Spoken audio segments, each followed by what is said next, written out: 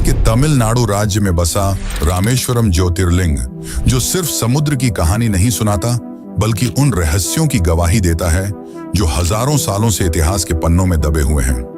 हैरानी की बात तो यह कि ज्यादातर शिव मंदिरों में शिव की केवल एक प्रमुख मूर्ति होती है, पर रामेश्वरम में शिव के दो प्रमुख शिवलिंग हैं, जो हैं रामलिंगम और विश्वलिंगम। पर आखिर ऐसा क्यों, और आखिर ऐसा क्या हुआ कि हनुमान जी ने यहाँ के मुख्य शिवलिंग को उखाड़ने की कोशिश की। लेकिन उससे भी बड़ा रहस्य है राम सेतु का, जिसने वैज्ञानिकों तक को हैरान कर दिया है। नासा की सैटेलाइट तस्वीरों ने जब इस 48 किलोमीटर लंबे पुल का खुलासा किया तो पूरी दुनिया दंग रह गई। वैज्ञानिकों का दावा है कि ये पत्थर 7000 साल पुराने हैं, लेकिन जिस रेत पर ये टिके हैं वो सिर्फ 4000 साल पुरानी है। आखिर ये कैसे संभव है? क्या यह सच में श्री राम जी ने बनवाया था या प्राकृतिक है? जब मैं सबूतों के साथ आपको राम सेतु और उसके तैरते पत्थरों की सच्चाई बताऊंगा तो आप भी चौंक जाएंगे। लेकिन इस मंदिर का रहस्य यहीं खत्म नहीं होता। मंदिर के प्रांगण में मौजूद वो 22 कुंड, जो समुद्र के खारे पानी के बीच होने के बावजूद उसका पानी मीठा रहता है। और ऐसा क्या है उस पानी में कि हर साल लाखों श्रद्धालु उस कुंड के पानी में स्नान करने आते हैं? और क्या है धनुषकोडी का भूतिया शहर? ऐसा क्या हुआ कि एक हंसता खेलता प्यारा शहर आज भूतिया शहर बन गया है? और उस गुप्त मणि का क्या रहस्य है, जिसके दर्शन केवल सुबह के कुछ ही घंटों में चंद खुशकिस्मत लोगों को होते हैं, जिसे शेषनाग की मणि कहा जाता है? आखिर इसका क्या रहस्य है, और क्या है यहाँ के गलियारों का रहस्य जो यात्रियों को आकर्षित करता है?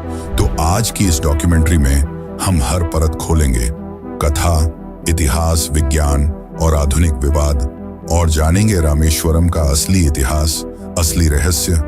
तो चलिए वीडियो को शुरू करते हैं। लेकिन उससे पहले अगर आपको वीडियो अच्छी लग रही है तो कमेंट में हर हर महादेव जरूर लिखें।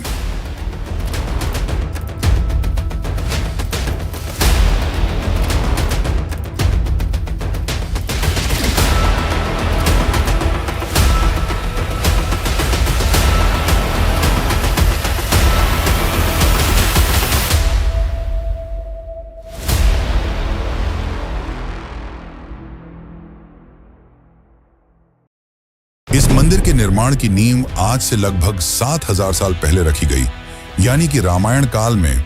माना जाता है कि भगवान श्री राम ने राम सेतु बनाने के लिए एक यज्ञ करने का निश्चय किया, पर यज्ञ कराने के लिए उस समय कोई ब्राह्मण मौजूद नहीं था।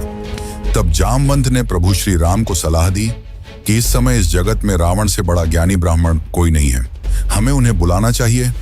जामवंत की सलाह पर श्री राम ने रावण को आमंत्रण भेजा और रावण यज्ञ में आने के लिए मान गए। माना जाता है कि यज्ञ में पति पत्नी को साथ बैठना होता है, इसलिए रावण सीता माता को भी अपने साथ लाए थे और यज्ञ में शामिल किया। लेकिन वहीं कुछ जगहों पर यह देखने को मिलता है कि रावण ने माता सीता को रिहा नहीं किया था, बल्कि उनकी एक मूर्ति बनाकर यज्ञ में बैठाया था। पर यह वही समय था जब रामेश्वरम तट पर इस ज्योतिर्लिंग का निर्माण हुआ। यज्ञ समाप्त होने के बाद राम ने रावण से आशीर्वाद मांगा और रावण ने उन्हें खुशी खुशी विजय का आशीर्वाद दिया। लेकिन मित्रों, आपको बता दूं कि यह कथा हमें मुख्य रामायण की किताबें जैसे रामचरितमानस या वाल्मीकि रामायण में नहीं मिलती, बल्कि यह कथा हमें महाकवि कंबन द्वारा रचित तमिल ग्रंथ रामावतारम या कंबा रामायणम में देखने को मिलती है। लेकिन एक और प्रसिद्ध कथा है जो हमें शिव पुराण और स्कंद पुराण के सेतु महात्म्य खंड में देखने को मिलती है, जो हमें इस ज्योतिर्लिंग के निर्माण की असली कहानी बताती है और साथ ही यह भी बताती है कि यहाँ दो शिवलिंग कैसे आए। माना जाता है कि जब रावण का वध करने के बाद श्री राम माता सीता के साथ लौट रहे थे, तब उन्होंने गंधमादन पर्वत पर विश्राम किया। और इसी बीच श्री राम अंदर से दुखी थे, क्योंकि रावण भले ही एक क्रूर राक्षस था, लेकिन वह पुलस्त्य कुल का वंशज और वेदों का ज्ञाता एक महान ब्राह्मण भी था। एक ब्राह्मण की हत्या के कारण श्री राम पर ब्रह्महत्या का गंभीर दोष लग गया था। तब मुनियों और ऋषियों ने उन्हें बताया कि इस महापाप से मुक्ति पाने का केवल एक ही मार्ग है, और वह है महादेव। तब श्री राम ने रामेश्वरम के तट पर एक महायज्ञ करने का प्रस्ताव रखा। अनुष्ठान के लिए एक दिव्य शिवलिंग की आवश्यकता थी, जिसके लिए प्रभु ने पवन पुत्र हनुमान को सीधे कैलाश पर्वत भेजा। हनुमान जी क्षण मात्र में कैलाश तो पहुंच गए, लेकिन वहां महादेव के दर्शन न होने पर वे विचलित हो गए और शिव जी को प्रसन्न करने के लिए घोर तपस्या में लीन हो गए। इधर रामेश्वरम के तट पर ऋषियों और मुनियों में चिंता बढ़ रही थी, क्योंकि पूजन का शुभ मुहूर्त निकला जा रहा था और हनुमान जी का कोई अता पता नहीं था। समय की पाबंदी और मुहूर्त की महत्ता को देखते हुए आचार्य के सुझाव पर देवी सीता ने अपनी उंगलियों से समुद्र की रेती को समेटा और एक शिवलिंग का रूप दिया। इसे रामलिंगम कहा गया, जिसकी स्थापना स्वयं प्रभु श्री राम ने अपने हाथों से की। लेकिन जैसे ही पूजा संपन्न हुई, हनुमान जी कैलाश से दिव्य शिवलिंग लेकर वहां पहुंच गए। जब उन्होंने देखा कि उनकी अनुपस्थिति में स्थापना पहले ही हो चुकी है, तो वे दुखी हो गए। हनुमान जी की निराशा और दुहक को देखकर भगवान राम ने उन्हें शांत करने के लिए एक चुनौती दी। श्री राम ने कहा कि यदि वे माता सीता द्वारा निर्मित इस रेत के शिवलिंग को उखाड़ दें, तो वे उसके स्थान पर हनुमान जी द्वारा लाए गए शिवलिंग को स्थापित कर देंगे। हनुमान जी ने अपनी पूरी शक्ति लगा दी, यहाँ तक कि अपनी पूंछ से शिवलिंग को लपेटकर उसे उखाड़ने का हर संभव प्रयास किया, लेकिन वह अविचल शिवलिंग टस से मस नहीं हुआ। अंततः अपनी हार स्वीकार कर हनुमान जी प्रभु के चरणों में गिर पड़े। तब श्री राम ने मर्यादा और भक्ति का मान रखते हुए हनुमान जी को यह वचन दिया कि यह शिवलिंग भी रामेश्वरम में स्थापित किया जाएगा और इसे विश्वलिंगम कहा जाएगा, और साथ ही मुख्य शिवलिंग के दर्शन के पहले भक्त इस विश्वलिंगम की पूजा करेंगे। और तब से रामेश्वरम में 2 शिवलिंग की पूजा की जाती है। लेकिन इस मंदिर का रहस्य यहीं समाप्त नहीं होता। यहाँ चौंकाने वाले 22 कुंड, रहस्यमयी मणि, गंधमादन पर्वत और जटायु तीर्थम का रहस्य तो आपको चौंका के रख देगा। लेकिन उन सब को जानने से पहले हम उस रहस्य को जान लेते हैं जिसने वैज्ञानिकों की नींद उड़ा रखी है, और वो है राम सेतु। राम सेतु, जिसे दुनिया एडम्स ब्रिज के नाम से भी जानती है, रामायण के युद्ध कांड के अनुसार लंका पहुंचने के लिए श्री राम ने समुद्र देव से प्रार्थना की कि वे उन्हें जाने के लिए मार्ग दें। परंतु 3 दिनों तक समुद्र देव द्वारा कोई उत्तर नहीं दिया गया, जिससे क्रोधित होकर श्री राम ने समुद्र पर अग्नि बाण चलाने का प्रयास किया। परंतु तभी समुद्र देव प्रकट हुए और माफी मांगते हुए कहा कि प्रभु समुद्र करोड़ों जीव जंतुओं का घर है, इसे सुखाना सृष्टि में आपदा ला सकता है, पर मैं आपके लिए इतना कर सकता हूं कि जो भी पत्थर में आपका नाम लिखकर समुद्र में फेंका जाएगा वह तैरने लगेगा। इतना कहकर समुद्र देव वहां से चले गए, जिसके बाद वानर सेना के 2 कुशल वानर नल और नील ने यह पुल बनाने का भार संभाला, जिन्हें विश्वकर्मा का पुत्र भी बताया जाता है।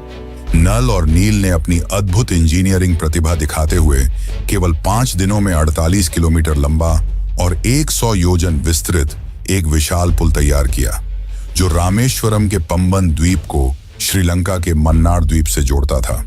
आज भी इसके तैरते पत्थर लोगों को हैरान कर देते हैं।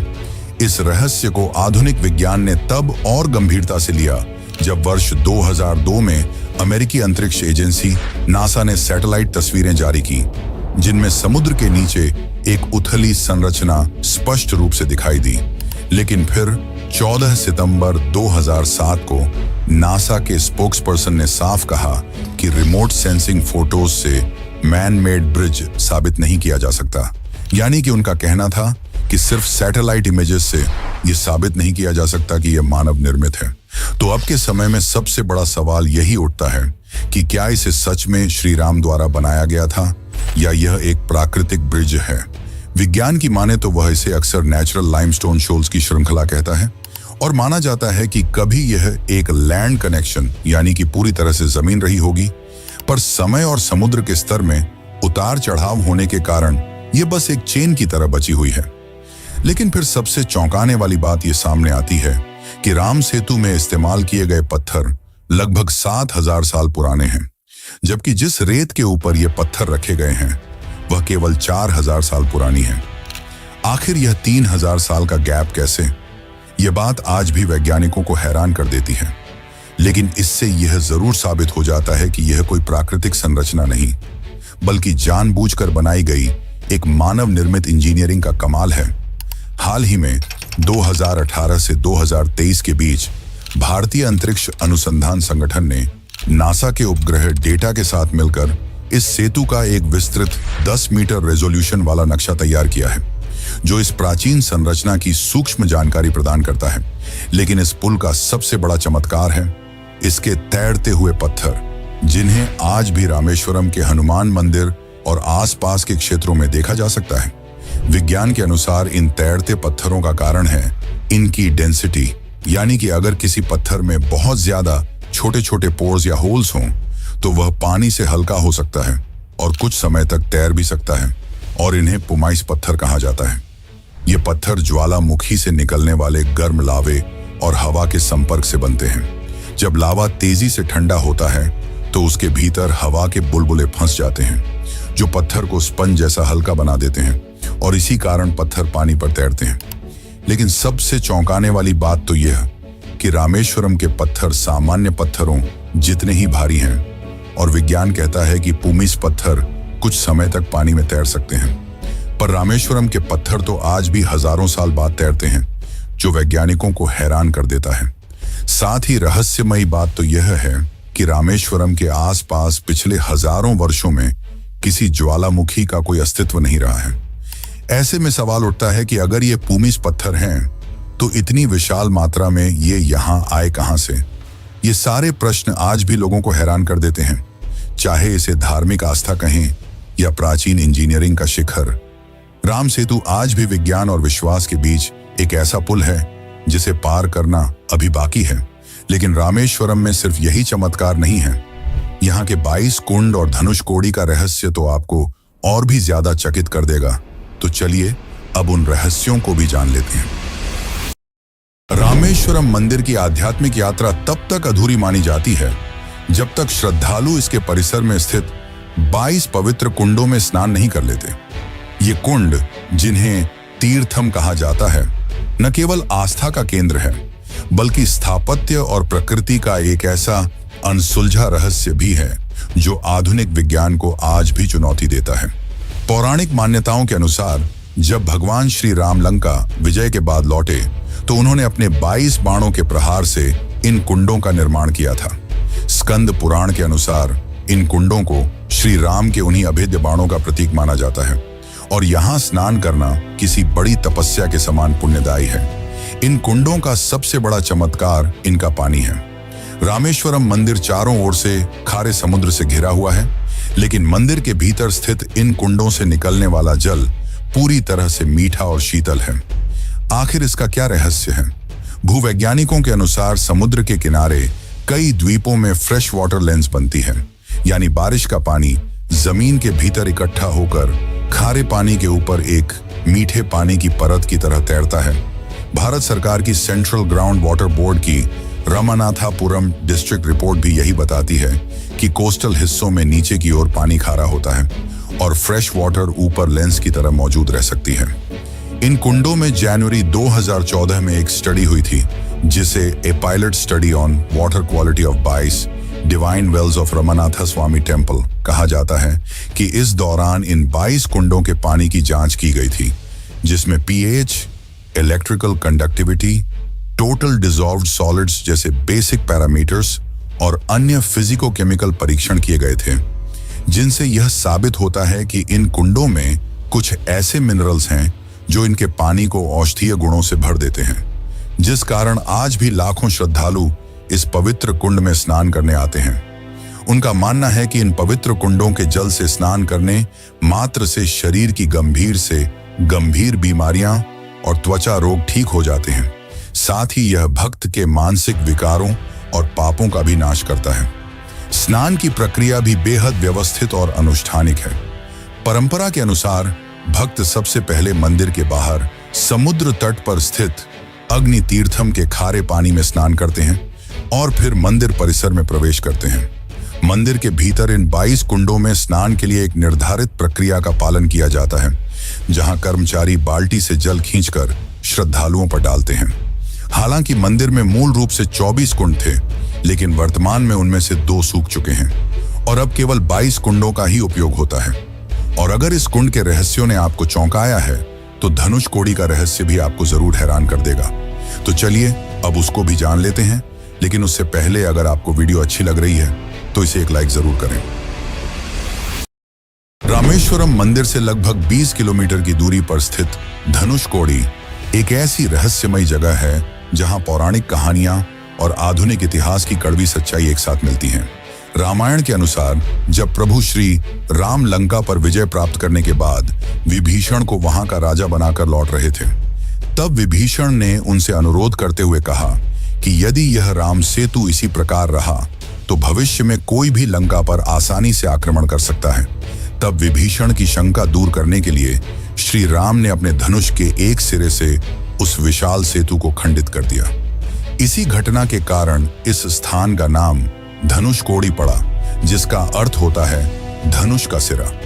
यह स्थान आज भारत की अंतिम सड़क के रूप में जाना जाता है, जहां से श्रीलंका की दूरी मात्र कुछ ही किलोमीटर रह जाती है।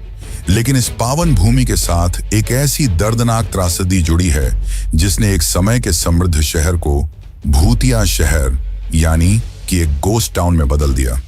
1964 से पहले धनुषकोडी केवल एक धार्मिक स्थल नहीं बल्कि तमिलनाडु का एक प्रमुख व्यापारिक और जीवंत केंद्र हुआ करता था। यहाँ एक व्यस्त रेलवे स्टेशन, डाकघर और स्कूल जैसी सुविधाएं मौजूद थीं, जहां हर दिन बड़ी संख्या में लोग व्यापार के लिए आते थे। दुर्भाग्यवश वर्ष 1964 की एक काली रात में आए एक भयंकर समुद्री चक्रवात ने सब कुछ तबाह कर दिया। इस शक्तिशाली तूफान ने पूरे शहर को अपनी चपेट में ले लिया और इसे मलबे और खंडहरों में तब्दील कर दिया। इस भीषण आपदा के बाद भारत सरकार ने इस शहर को रहने के लिए असुरक्षित घोषित कर दिया, जिसके बाद से यहाँ कोई भी स्थायी रूप से नहीं रहता। आज धनुषकोडी पर्यटकों के लिए एक रोमांचक आकर्षण का केंद्र बन चुका है, जहां लोग उन पुरानी इमारतों के ढांचों को देखने और भारत के अंतिम छोर की खामोशी को महसूस करने आते हैं।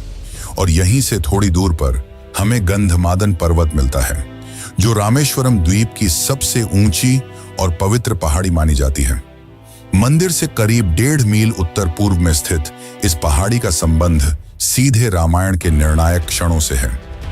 लोक कथाओं और स्कंद पुराण के संदर्भ बताते हैं कि इसी स्थान से पवन पुत्र हनुमान ने माता सीता की खोज में समुद्र लांघने के लिए अपनी ऐतिहासिक छलांग लगाई थी।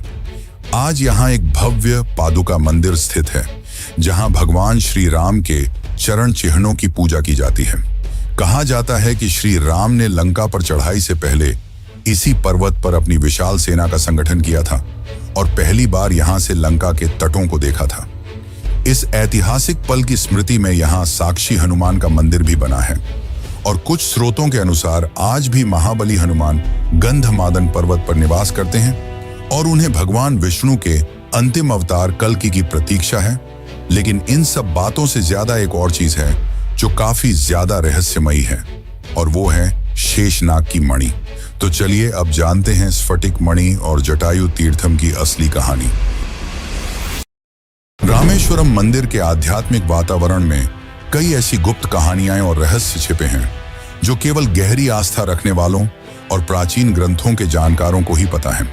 इनमें सबसे पहला और प्रमुख रहस्य है मंदिर के गर्भगृह में छिपी वह चमत्कारी मणि, जिसके दर्शन पाना किसी सौभाग्य से कम नहीं माना जाता। यह दुर्लभ स्फटिक मणि भगवान विष्णु के शैया रूपी शेषनाग से संबंधित मानी जाती है। धार्मिक मान्यताओं के अनुसार जब भगवान श्री राम ने यहाँ शिवलिंग की स्थापना की थी, तब स्वयं शेषनाग ने प्रकट होकर इस दिव्य मणि को शिवलिंग के ऊपर अर्पित किया था। इस मणि का रहस्य इसकी गोपनीयता में है। इसके दर्शन केवल ब्रह्म मुहूर्त के दौरान यानी सुबह 4 बजे से 5 बजे के बीच ही किए जा सकते हैं। भक्तों का अटूट विश्वास है कि इस मणि के दर्शन मात्र से ही उन्हें असीमित ऊर्जा और आत्मिक शांति प्राप्त होती है। रामेश्वरम की इस पवित्र धरती पर केवल देवताओं की ही नहीं बल्कि उनके सबसे वफादार भक्तों की भी पूजा होती है, जिसका श्रेष्ठ उदाहरण है जटायु तीर्थम। ये मंदिर उस वीर पक्षीराज जटायु को समर्पित है जिन्होंने रावण से युद्ध करते हुए माता सीता की रक्षा के लिए अपने प्राणों की आहुति दे दी थी। रामायण के अनुसार जब जटायु ने दम तोड़ा तो भगवान श्री राम और लक्ष्मण ने उन्हें इसी स्थान पर भूमि में गाड़कर उनका अंतिम संस्कार किया था। आज उस स्थान पर बना जटायु मंदिर भक्तों के लिए प्रेरणा का स्रोत है। मंदिर के भीतर यज्ञों से प्राप्त होने वाली पवित्र भस्म रखी गई है, जिसे बेहद चमत्कारी माना जाता है और मान्यता है कि यह भस्म शारीरिक और मानसिक कष्टों को दूर करने की शक्ति रखती है। ये कहानियां हमें बताती हैं कि रामेश्वरम का हर कोना बलिदान और अटूट भक्ति की गवाही देता है। लेकिन मित्रों, अभी तक हमने जो जाना वो सारी बातें हमारी धर्म ग्रंथों में लिखी हुई हैं, लेकिन इतिहास के पन्ने इस मंदिर के निर्माण को लेकर कुछ और ही बताते हैं। और इस मंदिर की अद्भुत वास्तुकला आज भी कारीगरों को हैरान कर देती है कि उस समय न तो सीमेंट थी और न ही क्रेन जैसी आधुनिक मशीनें, तो कैसे इतने भव्य मंदिर को बनाया गया और इसके पीछे की इंजीनियरिंग जो आज भी चौंकाने वाली है। तो चलिए अब जानते हैं इस मंदिर में अद्भुत वास्तुकला और निर्माण की असली कहानी। लेकिन उससे पहले अगर आपको ये वीडियो पसंद आ रही है तो इसे अपने मित्रों और रिश्तेदारों को भी जरूर शेयर करें, ताकि वे भी हमारे भारत के अद्भुत मंदिरों के बारे में जान सकें। रामेश्वरम मंदिर के पौराणिक रहस्यों से परे इसकी पत्थर की दीवारें मानवीय संकल्प और वास्तुकला की एक ऐसी गाथा सुनाती हैं जो किसी चमत्कार से कम नहीं है। मंदिर का वास्तविक इतिहास सदियों पुराना है और इसका निर्माण मूल रूप से पांड्या राजवंश के दौरान शुरू हुआ था। लेकिन इस भारतीय मंदिर का एक गहरा संबंध पड़ोसी देश श्रीलंका से भी है। ऐतिहासिक ताम्रपत्रों और साक्ष्यों के अनुसार वर्ष 1173 ईस्वी में श्रीलंका के जाफना के राजा पराक्रम बाहु ने मंदिर के मुख्य गर्भगृह का निर्माण करवाया था। बाद के वर्षों में, विशेष रूप से 17वीं शताब्दी के दौरान, राजा किजावन सेतुपति और सेतुपति साम्राज्य के शासकों ने इस मंदिर के वर्तमान स्वरूप और इसके विस्तार में सबसे महत्वपूर्ण भूमिका निभाई। इस मंदिर की सबसे विस्मयकारी विशेषता इसका गलियारा यानी कि इसकी कॉरिडोर है, जिसे दुनिया का सबसे लंबा खंभे वाला गलियारा माना जाता है। मंदिर में कुल 3 गलियारे हैं, जिनमें से तीसरा गलियारा अपनी भव्यता के लिए विश्व प्रसिद्ध है। इसमें कुल 1212 खंभे लगे हुए हैं और हर खंभे की ऊंचाई लगभग 23 फीट है। इन खंभों पर की गई बारीक और जटिल नक्काशी द्रविड़ वास्तुकला का एक उत्कृष्ट उदाहरण पेश करती है, जिसमें हिंदू देवी देवताओं और पौराणिक कथाओं को जीवंत किया गया है। यह पूरा मंदिर लगभग 15 एकड़ के विशाल क्षेत्र में फैला हुआ है, जिसके चारों ओर पत्थर की मजबूत दीवारें हैं और इसका मुख्य प्रवेश द्वार, जिसे गोपुरम कहा जाता है, वह लगभग 40 मीटर ऊंचा है। लेकिन इस भव्य निर्माण के पीछे का सबसे बड़ा रहस्य इसकी इंजीनियरिंग और लॉजिस्टिक्स में छिपा है। रामेश्वरम एक द्वीप है जहां दूर दूर तक कोई पहाड़ या पत्थर की खदानें नहीं हैं। मंदिर को बनाने के लिए जिस ग्रेनाइट पत्थर का उपयोग किया गया है वह स्थानीय स्तर पर उपलब्ध ही नहीं था। विशेषज्ञों और ऐतिहासिक वृत्तांतों के अनुसार लाखों टन भारी पत्थरों को तमिलनाडु के अन्य हिस्सों से नावों और जहाजों के जरिए समुद्र पार कराकर यहां लाया गया था। उस दौर में बिना किसी आधुनिक मशीनरी के समुद्र के रास्ते इतने विशाल पत्थरों को लाना और फिर उनसे इतनी सटीक नक्काशी वाला ढांचा खड़ा करना आज भी आधुनिक इंजीनियरों को हैरत में डाल देता है। ये मंदिर केवल ईंट पत्थरों की इमारत नहीं, बल्कि उस समय के राजाओं की अटूट आस्था और अदम्य साहस का प्रतीक है। और आज रामेश्वरम मंदिर केवल एक धार्मिक स्थल नहीं, बल्कि एक राष्ट्रीय धरोहर है, जिसका प्रबंधन और संरक्षण हमारी आने वाली पीढ़ियों के लिए अत्यंत आवश्यक है। वर्तमान में इस मंदिर का संचालन अत्यंत व्यवस्थित तरीके से किया जाता है, जहां हर साल करीब 2 करोड़ से अधिक श्रद्धालु दर्शन के लिए पहुंचते हैं। मंदिर के उन ऐतिहासिक 22 कुंडों का संरक्षण एक बड़ी चुनौती है, क्योंकि कुल 24 कुंडों में से 2 ही अब सूख चुके हैं, लेकिन बाकी 22 कुंड आज भी भक्तों को वह दिव्य जल प्रदान कर रहे हैं जिसका निर्माण श्री राम ने किया था। इन कुंडों में स्नान के लिए आज एक व्यवस्थित प्रक्रिया और रसीद प्रणाली अपनाई जाती है, ताकि इस प्राचीन विरासत को सुरक्षित रखा जा सके। रामेश्वरम में आज भी कई ऐसे अनसुलझे सवाल हैं जो विज्ञान की आंखों में आंखें डालकर खड़े हैं। सबसे बड़ा रहस्य राम सेतु की संरचना को लेकर है। भारतीय अंतरिक्ष अनुसंधान संगठन ने हाल ही में वर्ष 2018 से 2023 के बीच नासा के उपग्रह डेटा के साथ मिलकर इस सेतु का एक विस्तृत नक्शा तैयार किया है।